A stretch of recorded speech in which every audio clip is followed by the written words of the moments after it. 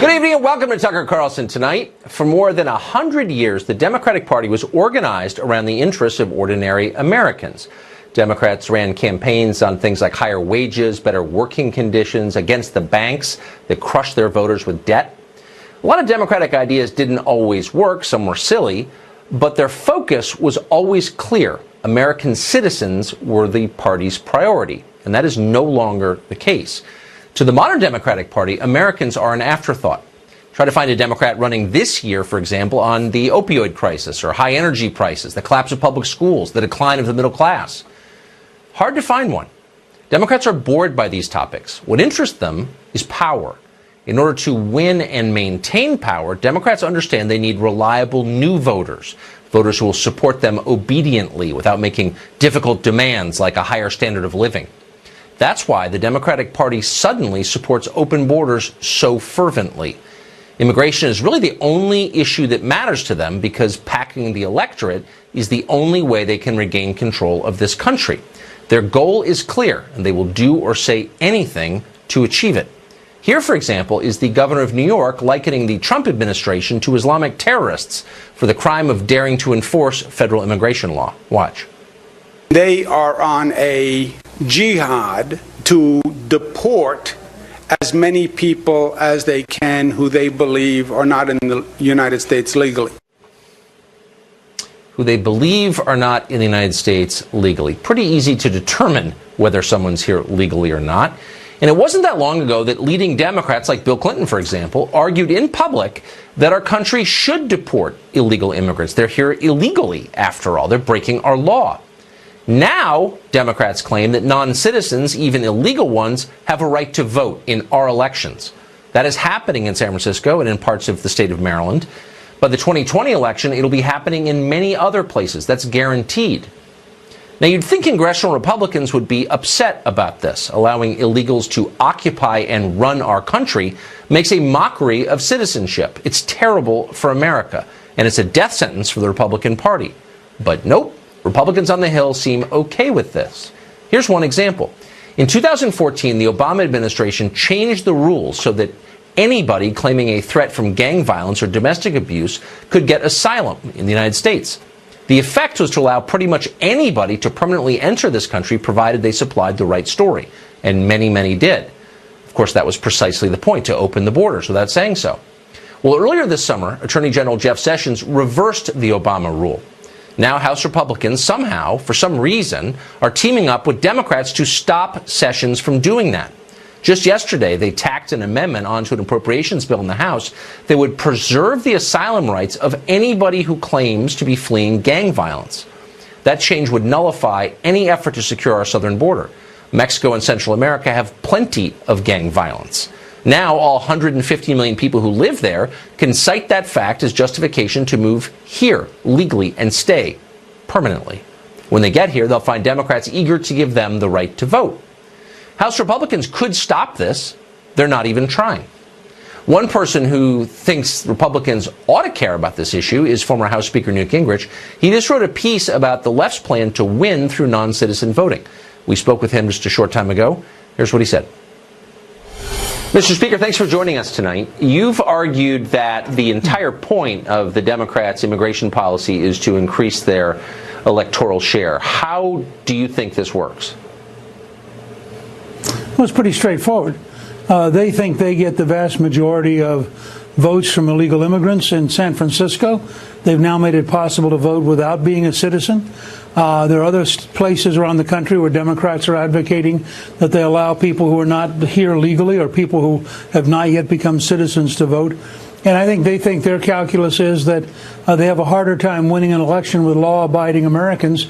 And so the more people they can bring in who don't know American history, don't understand the Constitution, aren't part of our traditional values, the better off their chances are. I think that's why every single Democratic senator co-sponsored Senator Feinstein's open border bill, which would literally have opened the border to virtually everybody in the world to come to America. When you were Speaker, there were about 22 million foreign-born people in the United States. That number is now about double. Republicans have controlled the Congress for a lot of that time. Even today, Republicans on the Hill are trying to undo the one of the Attorney General's efforts to tighten the border. Why don't Republicans on the Hill understand the threat that these policies pose to the country and to them? I frankly don't get it. I mean, let's start with sanctuary cities, which is the most popular position that President Trump has. 84% of the country, 8 out of every 10 Americans believes that sanctuary cities increase the risk of crime. Now, that should be pretty easy for Republicans and, frankly, for common sense Democrats to unify around in terms of establishing a public policy. But I think part of what's happened is you have the constant drumbeat of the liberal media, which intimidates some Republicans who forget, and I recently wrote a paper on this, the weakest Republican position on immigration is 60%. That's absolute control of the border. The strongest is 84%. That's closing down all the sanctuary cities, and in the case of California, closing down the sanctuary state. Yet Republicans often behave as though they represent a minority interest, when in fact even most people who are here as immigrants would like to see a law-abiding country that's physically safe. The Republican Party won't exist as a national party at this rate fairly soon. So a lot of members I know on the Hill can do math pretty well, but they don't understand that calculation. Well, I think somehow they lose their nerve. I mean, when the drumbeat all day, every day from the New York Times and the Washington Post and various liberal media, the drumbeat's constant. And if you are in favor of controlling the American border, as I am, I'm in favor of legal immigration. I can tell you that I even voted in 1986 for the Simpson-Mazzoli Act, which did have amnesty, which promised us control of the border. Ronald Reagan signed it reluctantly and wrote in his memoir, his diary, that the only reason he did it was to get control of the border. The Congress broke its word. We had 10 times as many people come in under amnesty as we were told, 3 million instead of 300,000. And then the President Reagan didn't get the things he'd been promised, which were a work permit system and control of the border. So ever since, I've been very skeptical. There's a large part of the national elite that for some reason loves immigration of any kind, dislikes controlling the border under any circumstance, and routinely smears people. If you say I'm for legal immigration, but I'm against people crossing the border illegally, somehow that becomes a xenophobic anti-foreigner, even though you're for legal immigration. Right. Well, you're attacking their housekeeper. They've imported an entire surf class to serve them, and they resent any efforts to restrain it. Mr. Speaker, thank you very much. Great to see you tonight. Thank you. Most of us grew up learning that the American Constitution, our Constitution, guarantees birthright citizenship. In other words, anybody born in this country, even to parents who are here illegally or simply on vacation, is a U.S. citizen and due all the benefits of that for life. But is that really what the Constitution says? Michael Anton does not believe it says that. He's a lecturer at Hillsdale College and a former Trump advisor who just wrote a piece in the Washington Post arguing that birthright citizenship is not a constitutional requirement. Michael Anton joins us tonight. Michael, thanks a lot for coming on. I'm amazed the Post printed this piece. Good for them. You took a lot of heat for it. People were shocked by the idea that you would even question this. But you made your case partly on legal grounds. Why does the Constitution not say what we've been taught it says? Well, you have to read the whole 14th Amendment. It says there's a clause in the middle that people ignore or they misinterpret, subject to the jurisdiction thereof meaning of the United States.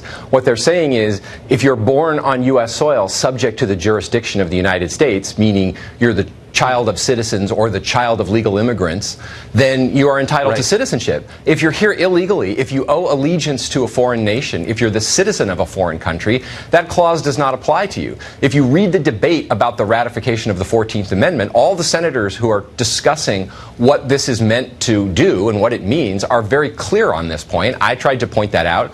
I expected the left would blow up and get angry, which they did. What I didn't expect, at least not to this extent, and what was very disappointing, was how angry the so-called conservative intellectuals got with me. And they essentially said any opposition to birthright citizenship is racist and evil and un-American.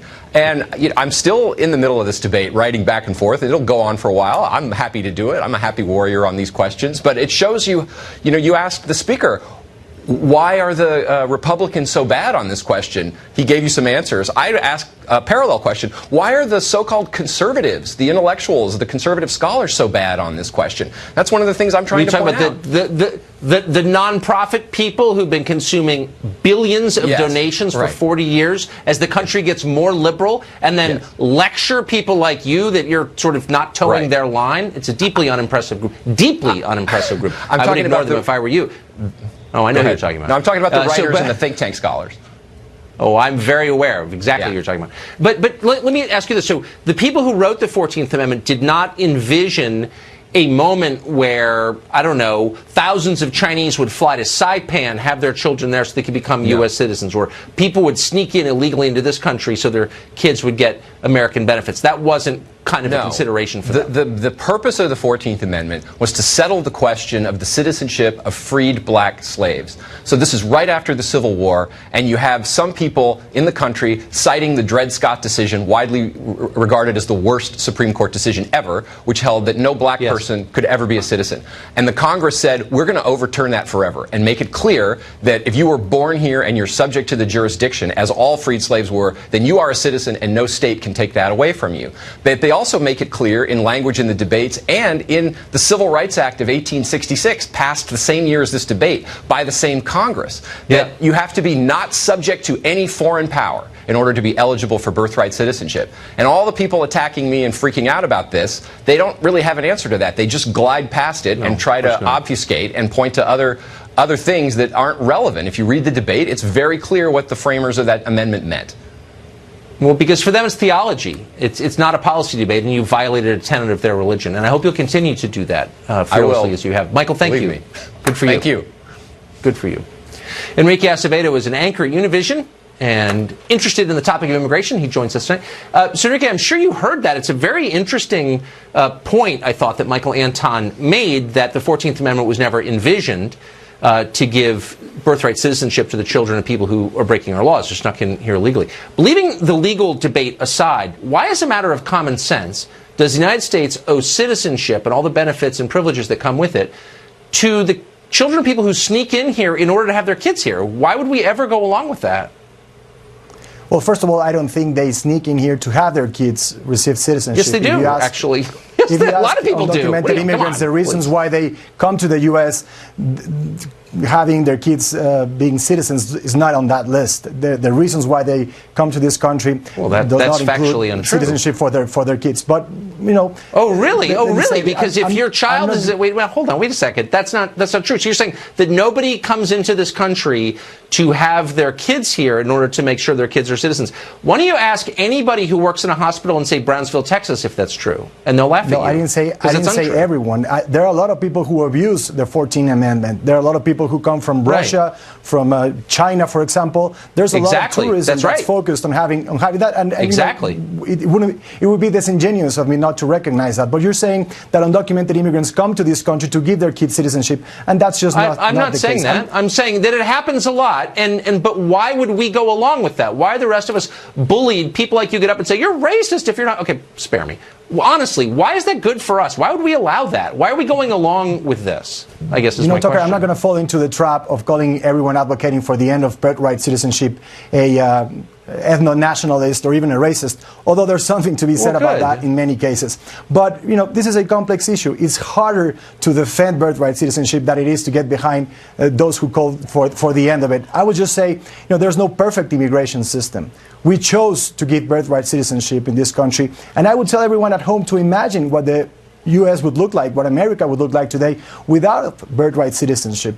At some point, someone in our family was first to immigrate to this country, and their children became citizens through that right. You either have blood or how about birthright this? citizenship. How about this? But look, I'm not calling for an end to immigration, though I'm starting to think we should pause it because it's making our country too volatile. But a separate conversation. But let me ask you this. Why would we ever grant citizenship to the children of someone here illegally? You're breaking our laws, and we're rewarding you by giving what we consider this valuable thing, citizenship, to your offspring. Why would we do that? Couldn't we just say, if you're here illegally, the birthright citizenship does not apply to your offspring? Fair? There are many arguments. First of all, I would argue that it helps with integration. When someone in the family becomes a U.S. citizen, it helps with integration for the whole family and the community. That's something that people should to pay attention to. Also, the fact that many people argue that that's a fair point. But let me ask you: a survey came out yesterday that showed that 22% of all U.S. households do not speak English at home. That's not integration. That's balkanization. That's the opposite of integration. So if it helps, I don't know if this immigration scheme. Integration. The only element in terms of integration, Spanish has the most important by far in places like New Mexico for centuries. It's not about just language. Integration 22%, is about much more than that. Well, of course, no. Language is the key to culture.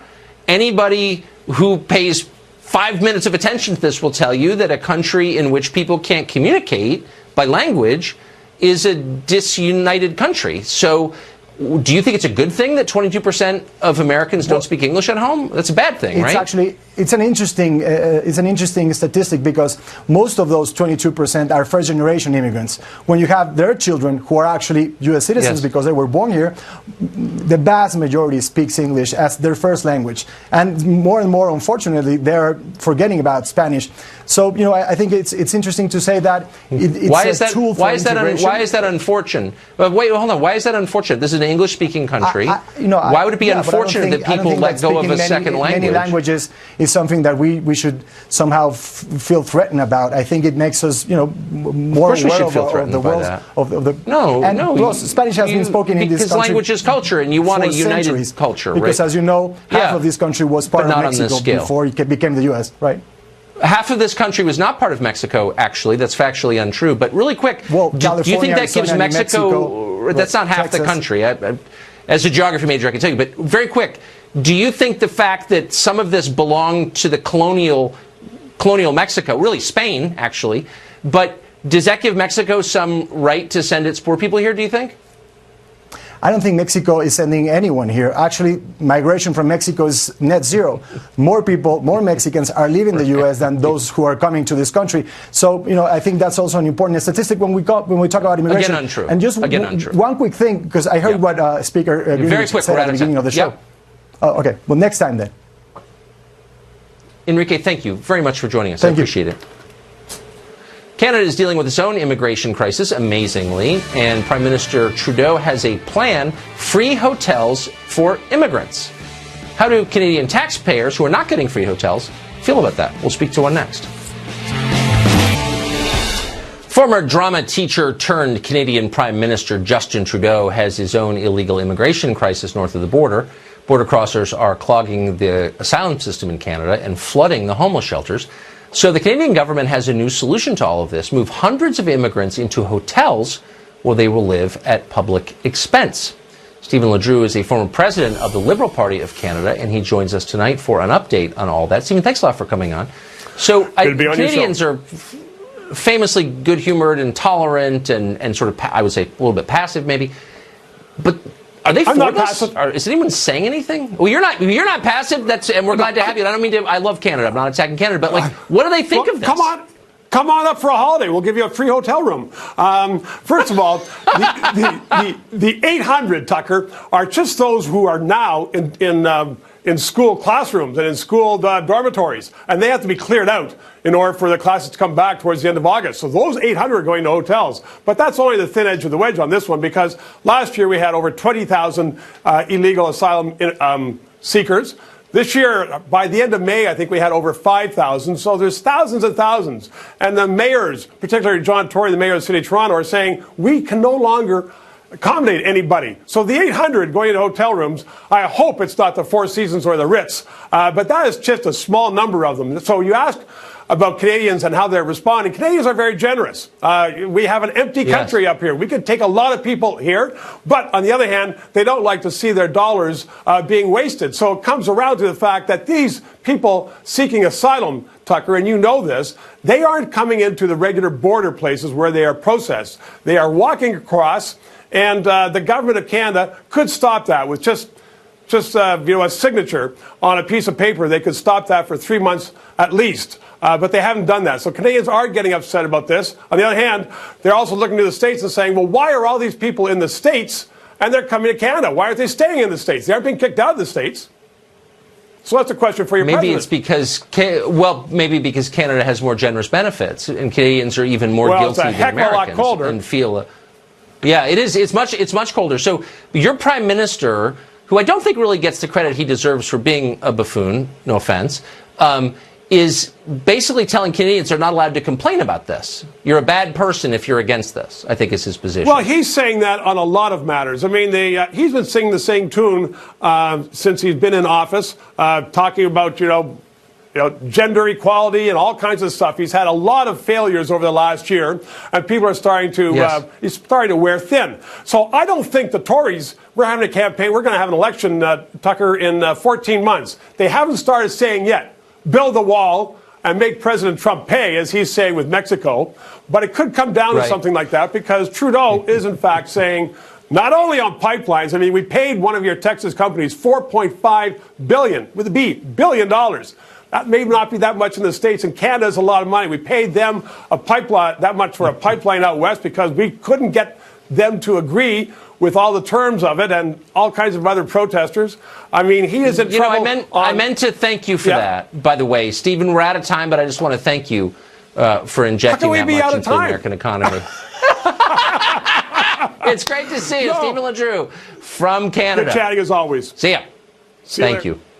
Well, more than a dozen states, you probably haven't been following this, but it happened, have passed laws allowing the government to take your guns away without a criminal conviction or a full hearing. Seems like it might violate your constitutional due process. No? We'll speak to someone who thinks it's a great idea next. The Bill of Rights gives every American the right to keep and bear arms, but in many states you can lose that right without a criminal conviction or a full court hearing. Amazingly, 13 U.S. states currently have so-called red flag laws. These laws allow private citizens to complain that an individual poses a gun violence threat. If a court agrees, that person can lose his right to own a gun for weeks or even a year. To get it back, that person has to prove that he deserves to have a gun. Igor Volsky is the director of Guns Down. He joins us tonight. Igor, thanks a lot for coming on. Thanks for having me. So nobody's for crazy people having guns, and I understand the idea behind this, but I think it's worth worrying about civil liberties because no one on the left does anymore, so it's left to us. The idea that you could lose a constitutional right, no one contests that the Second Amendment is real, without due process should bother all of us, right? I mean, if you thought that someone was going to say something inciting violence, could you get an order to ban him from speaking? Would he lose his First Amendment right? I mean, does this bother you at all? Yeah, it does in the sense of it really matters how you structure it. So in the way that it's been structured in the 13 states, if you pose an imminent threat, if somebody close to you or the police believe you pose an imminent threat, you go before a judge. You have to meet a certain standard of proof. That judge makes a determination. The judge also sets a court date that is soon on the calendar, and then the person comes in and contests that right. And what we found in states like Connecticut and Indiana, Tucker, where these laws have been challenged, is that they've been found to be constitutional because the processes and the safeguards that have been put in place have really passed that test. Well, wait, no, what's passed the test is the American judicial system, which has been in place for hundreds of years. It works. I mean, there are, of course, times when it doesn't work and people are wrongly convicted or the guilty go free, but in general, we think the system works. That's why we have it. That's why it's and that's, mandated by the also, Constitution. that's why so why not convict someone before taking his constitutional rights away? Well, what we've seen oftentimes, especially in cases of mass violence, so for instance, 38 of the last 63 mass shooters expressed some kind of violent behavior before committing a mass shooting, and they had not yet committed a crime before that. So so that question of if they had committed a crime, if they had committed a felony, then yes. But the bar is so low right now, Tucker, federally. The bar is too low, and that's why you're seeing these individuals. Oh, so it's inconvenient to convict someone before taking his rights away. So why bother? So what would happen? What would happen if a relative said, my daughter is a drug addict and she is not capable of making the decision to have an abortion. She can't think right. So a judge can swoop in without a trial and say you're not allowed to have an abortion. We're taking that right away. You know, would you be okay with that? Well, hold on. I remember after Parkland in Vermont, police found an individual, an 18-year-old, who had amassed weapons and wanted to commit mass murder in his school. Police used that state's law that they had just passed to take those guns away from him because they clearly determined that he was at risk. So there's a clear situation. I believe that. That's where these orders are used, Tucker. No, but that's what I'm saying. That's why they've been effective. Really, they're used. That's why they've been effective to prevent murder. That's why they've been effective also to prevent suicide. Because these are people at risk. Yeah, there's no doubt, I'm sure, that it's effective. The question is, do we care? And again, no one on the left, including you, cares about civil liberties anymore. Tucker, I don't know why that's why you won't answer my question. I say that because you're making a case against due process. That's why. I walked you through the structure of these laws that judges have upheld. But that's not due process. Really? So do you worry? Let me ask you this.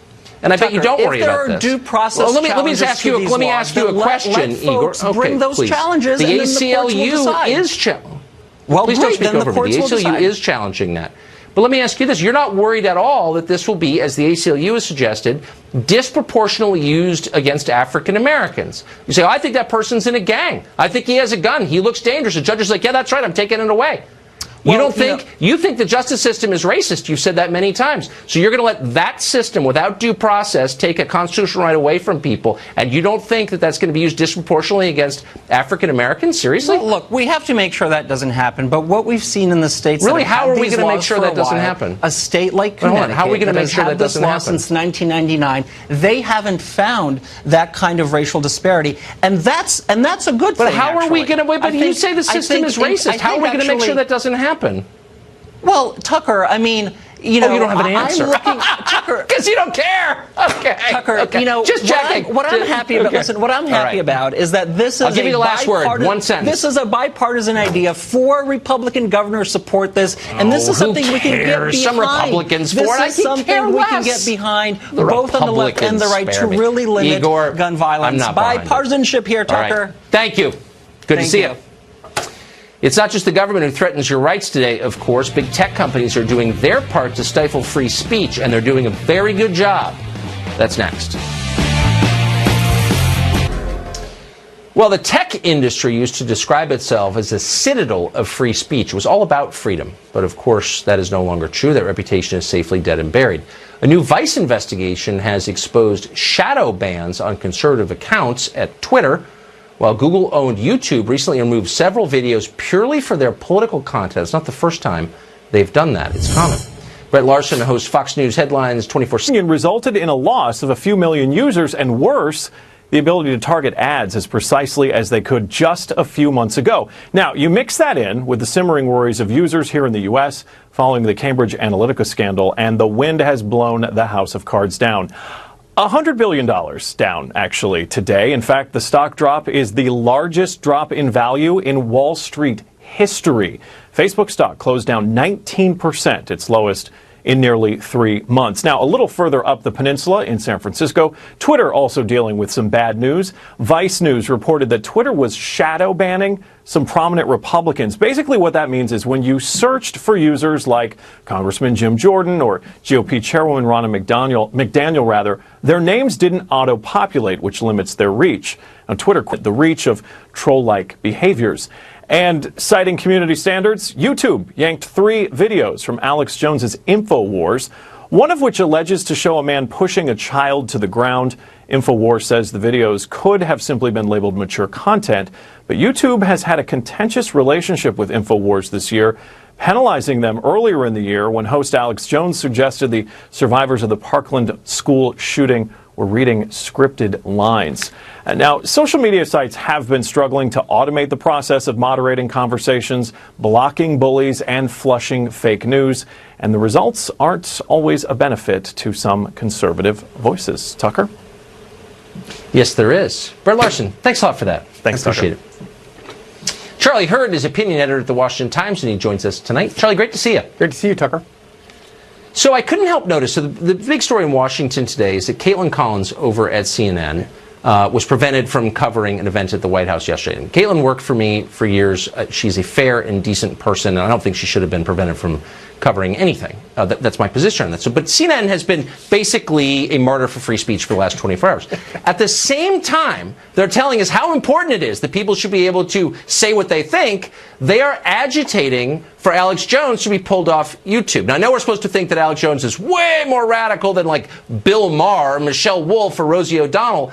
But he's got a point of view, and CNN is trying to squelch his point of view. What do you make of that? Yeah, I'm all in favor of CNN getting all the access that it wants to the White House. I want all reporters to get all the access. About the Twitter shadow banning, there would not be a single story. And the only story you would see about YouTube pulling Alex Jones videos would be probably something celebratory about, a scalp of sorts for managing to eventually get their way on that story. And I look at all of the consternation about Donald Trump and this White House. But my goodness, this has been going on for absolutely ever. You know how the White House press shop works. At press conferences, the president always picks who he wants to ask him questions. Often the staffers go around and talk to the reporter beforehand. It's almost, as far as I'm concerned, it's the same as planting questions, because you're basically setting who. Wish the left still defended free speech. Yeah, no kidding. Charlie Hurt, who does relentlessly defend free speech. Great to see you. Great to see you, Tucker.